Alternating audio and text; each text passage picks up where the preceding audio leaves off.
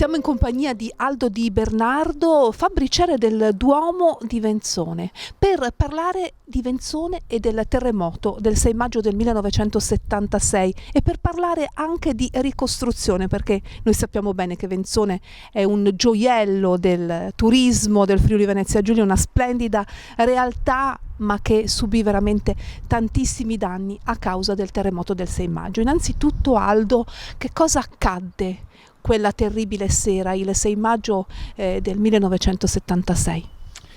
Il 6 maggio, diciamo, la sera stava volgendo proprio, iniziando alle 21 circa, e abbiamo che si muove l'orcolat, no? Il nomignolo che si dà al terremoto in friulano, l'orcaccio famoso.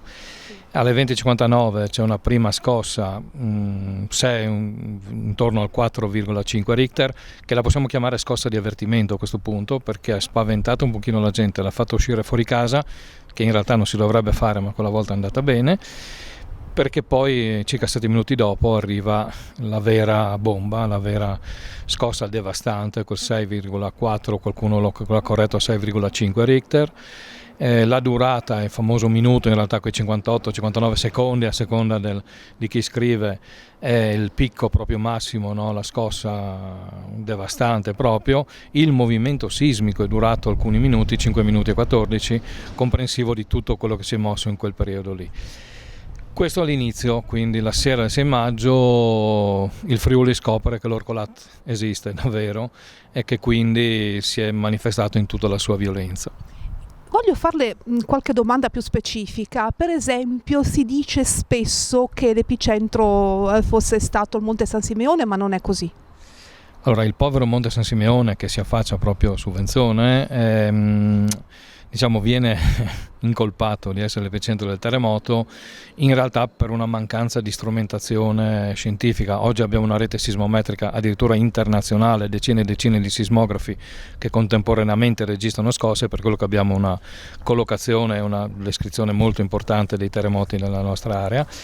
E nel 76 c'erano solamente 2 sismografi in funzione nella Grotta Gigante a Trieste, e quindi c'è stato bisogno di un lavoro proprio anche manuale di interpolazione da parte del sismologo, no, Dario Sleico, e lì, diciamo, con un piccolo errore di qualche grado nella direzione è stato preso il Monte San Simeone. L'epicentro in realtà è nei pressi dei Monti Musi, Lusevera, quindi la zona di Villanova delle Grotte. Quando si va a vedere le grotte di Villanova si cammina nella faglia, quindi lì si vedono le 2 formazioni di contatto proprio che costituiscono la faglia che si è mossa nel 76.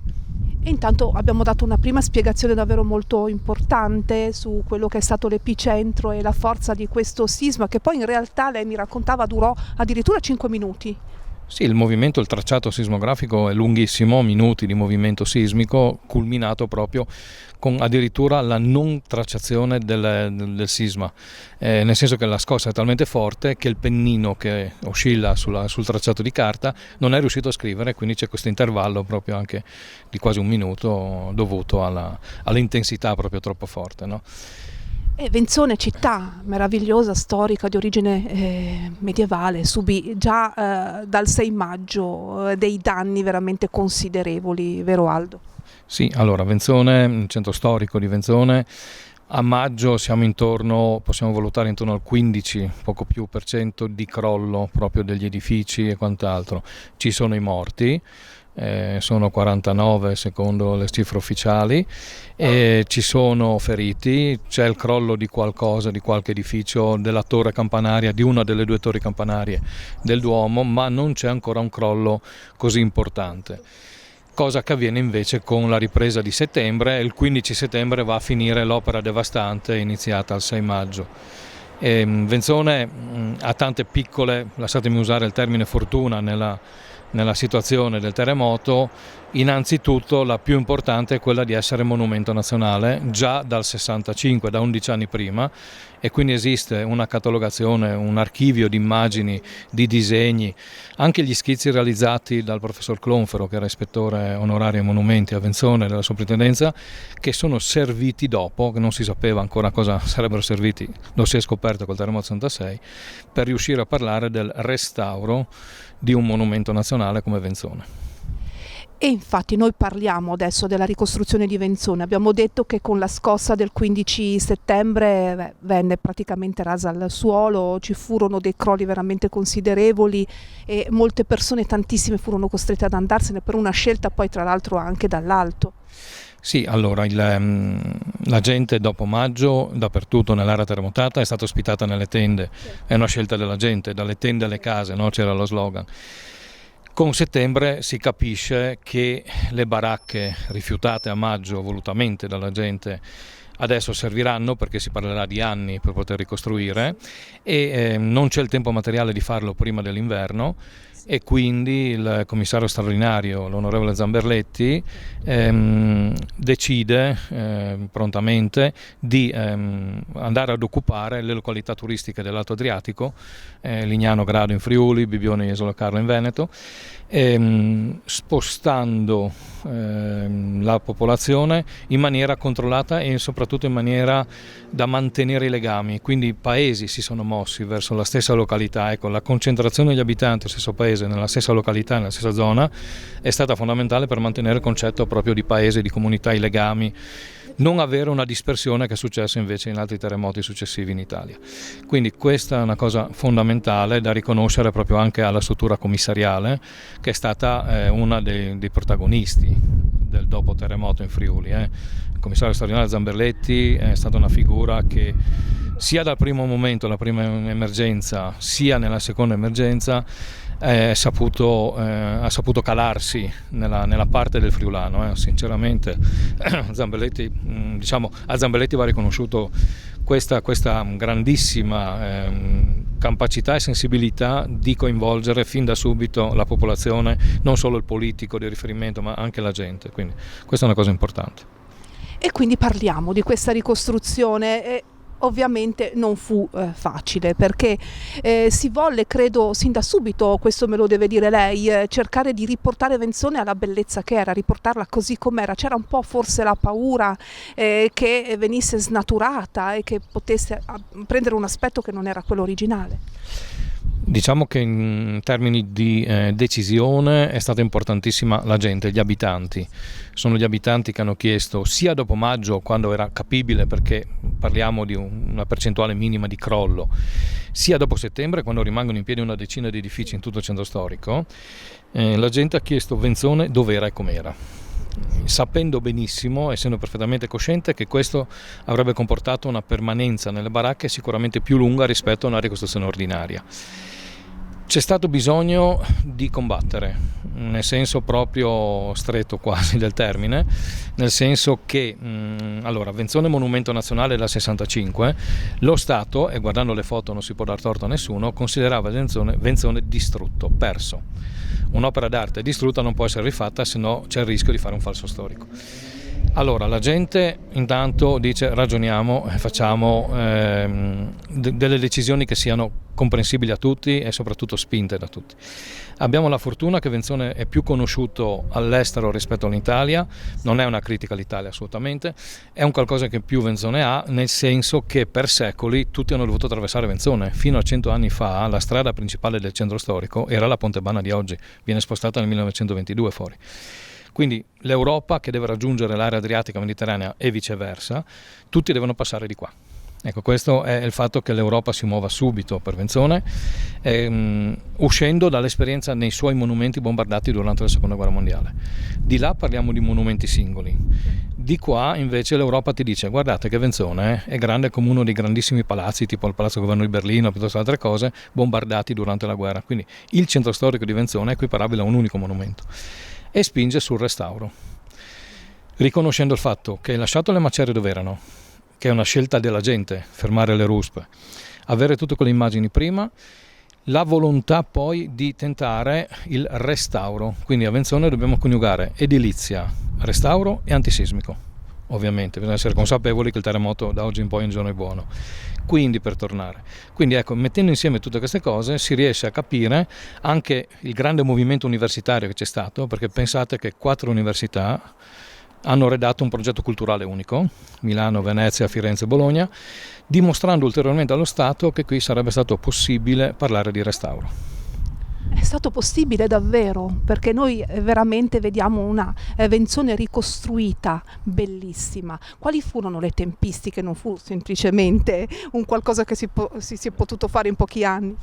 Allora, dobbiamo dividere in 3 momenti separati a seconda dei soggetti, quindi chi abitava fuori dalle mura, la ricostruzione è stata ordinaria, tranne pochissimi casi dove si è parlato comunque di qualcosa simile al restauro, e quindi lì possiamo dire che già nella prima metà degli anni '80 quasi tutti erano rientrati, iniziando ovviamente la ricostruzione al termine dello spostamento delle macerie, delle progettazioni, quindi non è vero che in 2 anni sei di nuovo in casa come abbiamo sentito promettere qualche altra volta. Nell'82, 83, 84 gran parte della popolazione esterna è tornata nelle proprie case. Nell'84 inizia proprio fisicamente la ricostruzione del centro storico grazie a tutta l'approvazione fatta dallo stesso Stato del restauro del centro storico, e lì possiamo dire che le ultime case alla fine degli anni 80, 89, 90, insomma tutti erano già rientrati. Per ultimo si parte con il Duomo proprio tra l'88 e il 95. Prima è stato fatto il lavoro preparatorio. Cosa vuol dire? Riconoscimento di migliaia di pietre, individuazione nella facciata, ricomposizione a terra delle facciate per poi rimetterle su quello che rimaneva in piedi. E quello parliamo quindi di un restauro, un po' come la moviola nello sport, ecco, diciamo come idea dovete pensare questo. Quindi nel 95 il Duomo si riapre al culto, quindi nell'arco dei circa 20 anni dalla scossa del 6 maggio 76 fino al 96 che è l'anniversario, il 20°, possiamo dire che Venzone è rinato dov'era e com'era. Venzone quindi oggi è davvero una meraviglia. Dal punto di vista turistico cosa possiamo dire? È davvero molto amata e molto visitata. Allora, Venzone, il giro delle mura sono 1200 metri, quindi sono dimensioni veramente molto piccole. Sì. È visitata da decine di migliaia di persone durante l'anno, adesso c'è anche il ciclismo, quindi la ciclabile, no, la Peadria che va da Salisburgo a Grado, un asse importantissimo per questo tipo di attività e di turismo. Ha la capacità di accontentare un po' tutti, perché essendo poi messo anche ai piedi delle Prealpi Giulie è la porta d'ingresso anche al parco naturale delle Prealpi Giulie. Vicino c'è il Re dei Fiumi Alpini, quindi il tagliamento che scorre proprio a fianco Venzone, che è frequentatissimo sia dal punto di vista di canoa e kayak. A Venzone ancora l'acqua c'è sempre, e quindi abbiamo questo tipo di turismo, ma anche la semplice passeggiata, non so, i gruppi scolastici che mi vanno a fare la merenda in riva al tagliamento, insomma ci sono, ecco, un turismo che accontenta tutti, non solo dal punto di vista importantissimo culturale, quello sì. Un'ultima domanda che le faccio per chiudere un po' questa intervista: che cosa ci deve insegnare questo cinquantennale, che cosa dobbiamo portare con noi e non dimenticarci? Allora, innanzitutto ormai dobbiamo parlare di esperienza. È stata una catastrofe, ci sono stati morti, ci sono stati feriti, la distruzione, i sacrifici della popolazione, della gente. Il terremoto è stato il momento in cui forse il Friuli, intanto, citando Pasolini, ha scoperto di avere una sua storia, una tradizione, un passato, e ci è voluto un terremoto per farglielo capire. È stato un momento in cui il Friuli ha deciso cosa vuol fare da grande, fra virgolette, anche se purtroppo ha abbandonato quella grande anima rurale che aveva, l'anima contadina, no? I rapporti sociali, queste cose qua. Il terremoto sono un po' un attimo, diciamo, sacrificati.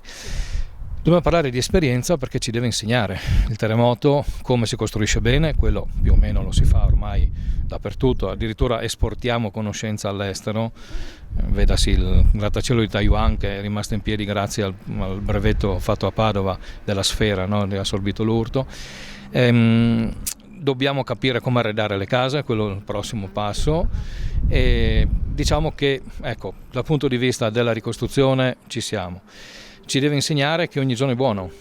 Ormai sono passati 50 anni, la statistica è la scienza matematica meno esatta, dà degli intervalli, e purtroppo sappiamo che nella nostra storia terremoti ce ne sono sempre stati, anche di queste intensità. Non dobbiamo dimenticarci quello. Venzone, la piccola frazione di Venzone, 1 chilometro a nord circa, Portis, oggi è la SERM Academy, la scuola di formazione internazionale per quello che riguarda gli interventi su area sismica, su edifici colpiti dal terremoto, soccorsi, le puntellazioni, come farle, i sostegni, ecco. Si impara dal terremoto, quindi dobbiamo parlare di esperienza. Questo è il messaggio del cinquantenario. Insomma, spero che passi un po' dappertutto, che Va bene ricordare i morti, ci saranno i momenti del ricordo, dappertutto nei paesi il 6 maggio è riservato proprio al ricordo dei morti, no? Sappiamo bene, con le varie messe, le omaggi nei cimiteri, però c'è tutto il resto che ci deve, insomma, non va dimenticato, ma proprio per vedere da oggi in poi. Ecco. Noi ringraziamo Aldo Di Bernardo per essere stato qui con noi, per averci raccontato la storia di Venzone, del terremoto e della ricostruzione. Grazie Aldo di essere stato con noi. Grazie a voi.